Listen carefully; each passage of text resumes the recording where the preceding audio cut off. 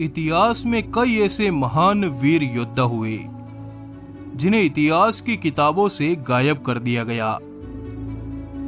जिन वीर सपूतों को हमारे इतिहास के पन्नों में जगह नहीं मिली, असल में उन्हीं वीरों ने बड़े बड़े सुल्तानों को अपनी जूती की नोक पर रखा। एक ऐसा ही वीर योद्धा था महाराणा राज सिंह। कौन थे महाराणा राज सिंह?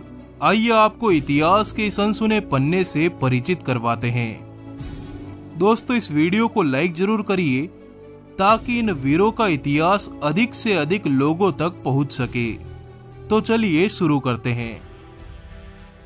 ईस्वी सन 1658 में शाहजहां के बीमार पड़ने के बाद उसके पुत्रों में मुगल सत्ता पर हुकूमत को लेकर जंग छिड़ गई। शहजादे औरंगजेब ने राज सिंह को उसकी तरफ से लड़ने के लिए बुलाया, परंतु महाराणा ने मुगलों के लिए लड़ने से मना कर दिया और मुगलों की इस आपसी लड़ाई के समय उन्होंने मुगलों से टक्कर लेने के लिए 1 लाख सैनिकों की एक विशाल सेना का निर्माण करना आरंभ कर दिया। इस सेना के दम पर उन्होंने मेवाड़ में स्थित मुगल चौकियों को नष्ट करने के लिए एक बृहत्तर अभियान चलाया। साथ ही मेवाड़ के 12 ठिकानों को मुगलों से आजाद करवा लिया। उनकी सेनाएं चित्तौड़ के किले पर चढ़ गई और यहां पर तैनात मुगल सेना से चित्तौड़ के किले को विजयी कर लिया। ईस्वी सन 1615 में हुई मुगल मेवाड़ संधि, जिसके तहत यह तय हुआ था कि मेवाड़ी राणा द्वारा चित्तौड़ के किले की मरम्मत नहीं करवाई जाएगी, परंतु राणा राज सिंह जी ने मुगलों के खिलाफ खुले युद्ध का ऐलान करते हुए न सिर्फ चित्तौड़ को विजयी किया, बल्कि अपने पुरखों के भव्य चित्तौड़ दुर्ग की मरम्मत करवाना भी आरंभ कर दिया। 3 जुलाई सन 1558 में औरंगजेब अपने भाइयों से युद्ध जीतकर मुगलिया सल्तनत का बादशाह बन बैठा और इसी दिन उसने हिंदुस्तान की धरती से कुफ्र समाप्त करने की कसम खाई। इस समय तक जयपुर नरेश जय सिंह और मारवाड़ नरेश जसवंत सिंह राठौड़ का निधन हो चुका था। इन दोनों राजाओं की मृत्यु के बाद औरंगजेब निश्चिंत होकर बेखौफ बेलगाम हिंदू विरोधी फैसले देने लगा। बादशाह बनने के बाद औरंगजेब ने हिंदुओं पर एक बार फिर से जजिया कर लागू कर दिया। इस बात से मेवाड़ के महाराणा राज सिंह औरंगजेब से पूर्णतः नाराज हो उठे। उन्होंने कड़े शब्दों में औरंगजेब को एक पत्र लिखा कि अगर दिल्ली का कोई सिपाही जजिया कर वसूलने के उद्देश्य से मेवाड़ में घुसा तो मारा जाएगा। अगर सूर्यवंशी पाग बांधकर मैंने तेरे विरोधियों से हाथ मिला लिया तो दिल्ली का पाया तख्त हिलाने में समय नहीं लगेगा। उस समय सिख, जाट, मराठा और सतनामी मुगलों के कट्टर दुश्मन बन नंगी तलवारें लिए घूमते थे। औरंगजेब को यही भय था कि अगर इन सबको मेवाड़ के सिसोदिया राणा का साथ मिल गया तो मेवाड़ की ताकत को भेद पाना आसान नहीं होगा। इस तरह मेवाड़ के राज सिंह के छत्र तले मेवाड़ से 1 रुपए का भी जजिया कर नहीं वसूला गया। इस पर छत्रपति शिवाजी महाराज ने औरंगजेब को ताना मारते हुए पत्र लिखा कि क्या औरंगजेब सिर्फ निहत्थे हिंदुओं पर जोर चलाएगा? क्या उसमें इतनी हिम्मत है कि वो मेवाड़ के राणा से जजिया कर वसूल सके? दक्कन में अगर तेरी सेनाएं हिंदुओं को सताने उतरी तो मैं भी तेरा वही हश्र करूंगा। ईस्वी सन 1669 में औरंगजेब ने एक नया फरमान जारी किया, जिसके तहत भारत के सभी हिंदू मंदिरों को ध्वस्त करने के लिए मुगल सेनाएं मंदिरों पर चढ़ गई। हरिद्वार, काशी, मथुरा और वृंदावन में भयानक रूप से हिंदुओं के पावन स्थलों को अपवित्र कर दिया गया। मुगल सेनाओं ने जब वृंदावन में प्रवेश किया तो उन्होंने वृंदावन के प्रसिद्ध श्रीनाथ जी के मंदिर को तोड़ दिया। वृंदावन के पुरोहित श्रीनाथ जी की इस मूर्ति को लेकर कई दिनों की लंबी यात्रा को पार कर मारवाड़ में चले आए। मारवाड़ के ठिकानों ने इन पंडितों को एक हवेली दान दे दी, जहां वे हरि कीर्तन करने लगे।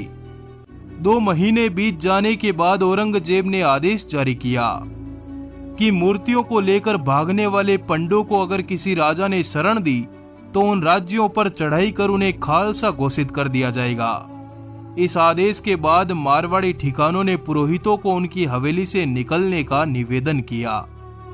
साल 1671 में जब राणा राज सिंह को इस घटना का पता चला तो वे स्वयं उन पंडितों को लेने चले गए और श्रीनाथ जी की इस मूर्ति को अपने राज्य में स्थापित करवाकर इस जगह को नाथ द्वारा के नाम से प्रसिद्ध कर दिया। जब महाराणा को पुरोहितों से ज्ञात हुआ कि पावन नगरी हरिद्वार को औरंगजेब द्वारा ध्वस्त कर दिया गया तो उन्होंने अपने पुत्र भीम सिंह को तुरंत गुजरात के लिए रवाना कर दिया। भीम सिंह ने मुगलों के अधिकार वाले गुजरात में प्रवेश कर 300 मुगल पूजागरों को ध्वस्त करवा दिया। भीम सिंह सूरत को लूटकर मालवा को विजयी करता हुआ नर्मदा की धाराओं को जीतकर आगे बढ़ा और मांडव, उज्जैन तथा चंदेरी तक भगवा झंडा गाड़ आया। इस घटना से औरंगजेब तिलमिला उठा, पर फिर भी वो शांत रहा। वो मेवाड़ के राणा से दुश्मनी मोल लेना नहीं चाहता था। मेवाड़ से दुश्मनी का मतलब था पीढ़ियां बीत जाएगी पर मेवाड़ से दुश्मनी नहीं बीतेगी। एक बार औरंगजेब ने आदेश जारी किया कि वो हिंद की धरती से कुफ्र समाप्त करने के लिए सभी मंदिरों को ध्वस्त कर देगा, जिसके प्रत्युत्तर में महाराजा जसवंत सिंह राठौड़ ने कहा कि अगर ऐसा हुआ तो हम संपूर्ण राजपुताने में आपके धर्म के साथ भी वही सलूक करेंगे। आज वही जसवंत सिंह जीवित नहीं थे। राजन की मृत्यु के तुरंत बाद ईस्वी सन 1678 में औरंगजेब ने जोधपुर राज्य को खालसा घोषित कर मुस्लिमों को सौंप दिया और कहा कि आज कुफ्र का गढ़ इस्लाम का घर हो गया। जसवंत सिंह के सेनापति वीर दुर्गादास राठौड़ काबुल से तुरंत जोधपुर चले आए। मुगल सत्ता के खिलाफ युद्ध का ऐलान कर दिया। एक बार पुनः औरंगजेब ने संपूर्ण राजपुताने में मुनादी करवाई कि इन बागियों को जिस किसी भी राजा ने शरण दी तो उनके राज्यों को छीन लिया जाएगा। वीर दुर्गादास नन्हे राजकुमार को लिए सिरोही की घाटियों में पहुंच गए। वहां के राजा ने उनको तुरंत राज्य से निकल जाने को कहा। तब राज्य के राजगुरु जयदेव ब्राह्मण ने इन राठौड़ कुंवरों को अपने घर में छुपा लिया। मुगलों को सूचना मिलते ही उस ब्राह्मण को 32 टुकड़ों में काट कर दिल्ली भेज दिया गया। महाराणा राज सिंह, जो कुंवर अजीत सिंह जी के मामा थे, उन्होंने मुगलों के इन शत्रुओं को अपने राज्य मेवाड़ में बुला लिया। इस बार तो औरंगजेब राणा राज सिंह जी से भयानक रूप से नाराज हो गया।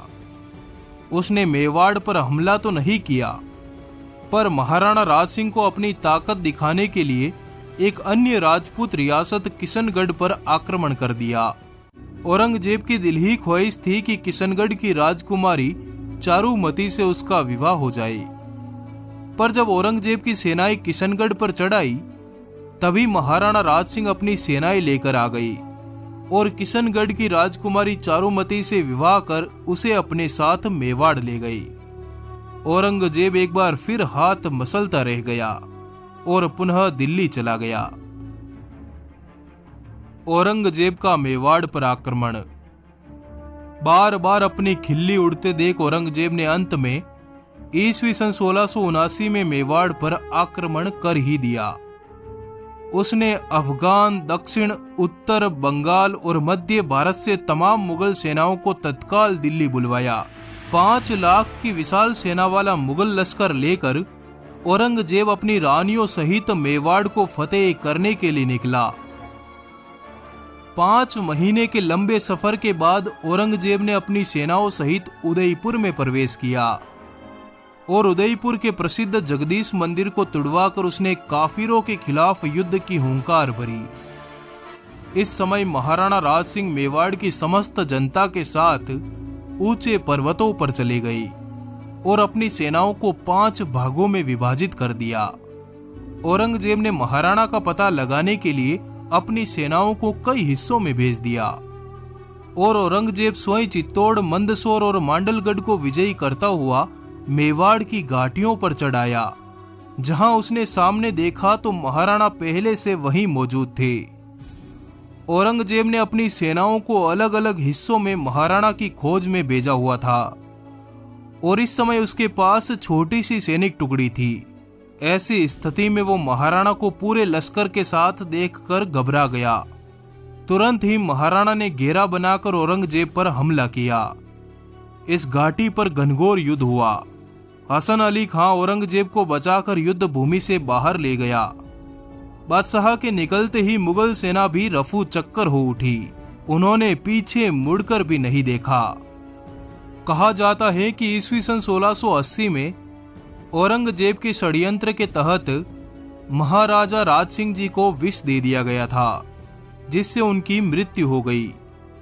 वीर महाराणा राज सिंह के इस अनसुने पन्ने को सुनकर आपको कैसा लगा, बताइएगा कमेंट बॉक्स में। इस वीडियो को लाइक जरूर करें ताकि हमारे वीरों के इतिहास का यह वीडियो अधिक से अधिक लोगों तक पहुंच सके। आपका आभार, धन्यवाद। जुड़े रहिए।